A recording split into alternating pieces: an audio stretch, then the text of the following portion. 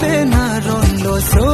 lo a phan ke so pin so tum pa ken chet nang ji ke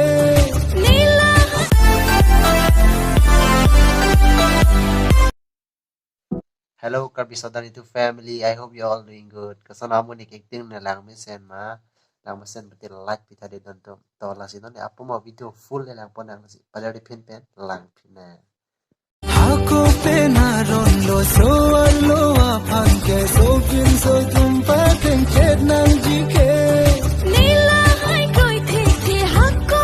ron ta me nang phan ke ne boyfriend mama non e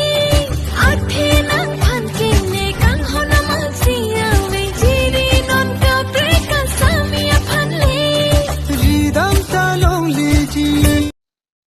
Lang mesen lo alang le men ku hun milihan se pipu like lo. Lapen ke alun sta me ju mesen alun ni men tu ni klaing hong ding lo full of si ju mesen alun ta. Sta no non next lang pon senang de non next ke monjer han se pi lang pon. jiri nang chong alam juni la son di nang ipang do kong chi borna Korean pipen ka chingli di don tum adang sta lok pik lapen Korean pieson karbi pipen chero chingli le ni ke lang dam ke ha thibi polo lang mi pik pot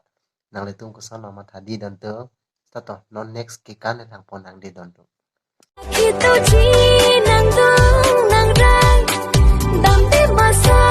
ta chi si rai nang pen si chi the ki wang ni ai ni wa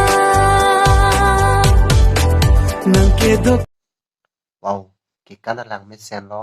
la pen bahini sta me cheton lo ke kan la pen ing tu ko ulo talo to non next ba ko lang tum tu pik jiri nang chong alam juni la